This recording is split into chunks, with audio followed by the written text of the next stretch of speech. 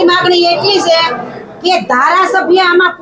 પૂરો રસ લઈને તો દારૂ બંધ થઈ જાય અને આને પાસાની સજા થવી જોઈએ। અને જો આને સજા નહીં થાય ને તો આવા બુટલેગરો આવા દારૂડિયા ઘણાય નીકળશે બારા અને લોકોને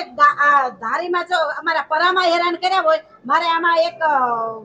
જે બોલું આવ્યો છે બોલું કોમેન્ટ આવી છે। કોમેન્ટમાં એવું કે વેકરિયાપરાના ખેડૂતો માથે ઈ કે જો આવી રીતે થતું હોય તો અમારા ગામડાના ખેડૂતોની શું દશા થાય। વેકરિયાપરા તો કે મિની ગાંધીનગર ગણાતું હોય અને એમાં જો આવી સજા આવી રીતે થતા હોય લોકોને હેરાન કરતા હોય મારતા હોય તો અમારા ગામડાવાળા ખેડૂતોને શું કરવાનું। એટલે આમાં ધારાસભ્ય અને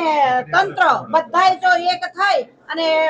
હિંમત કરે મહેનત કરે ને તો બધું બંધ થઈ જાય। અત્યારે પ્રેમપરાની અંદર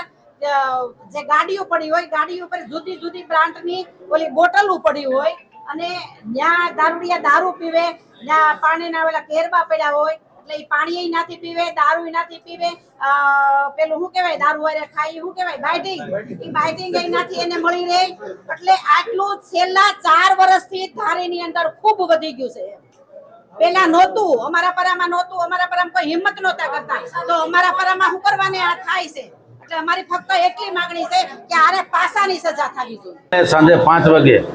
જે ખેડૂતો નનુભાઈ અને એના ભાઈ અરવિંદભાઈ બંને એના ખેતરમાં ખેતી કામ કરતા હતા ત્યારે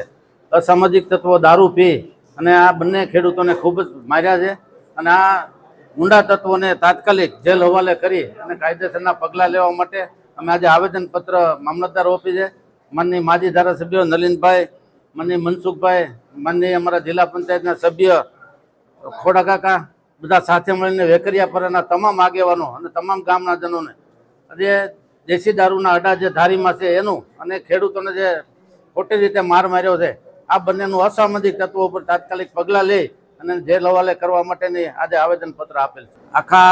અત્યારે જે ડીએસપીને કીધેલું છે કાલે સાંજે બનાવ બન્યો ત્યારથી કે તાત્કાલિક પગલાં લઈને બંધ થવું જોઈએ એના માટે આજે ડીએસપી સાહેબને કાલ રાત્રે જ કીધેલું દારૂના અડા બંધ કરવા જોઈએ। અને મારો ભાણિયો અહીંયા રહે છે એ ગાડીઓ આગે છે મારા ભાણિયો ઘરનો તો એ રોડે બરકાય હોય ને ઓલા છોકરાએ કરણીએ મારવા હતું પેલા કે હવે વયો જાય કોણ છે કરણીયો નહીં ઓલો કેવો સાગરિયો એટલે કે વયો જા વયો ગયો અને પાછળ નાનુભાઈ ની દુકાન નથી બરકાય કઈ ખીસા ધારે આવી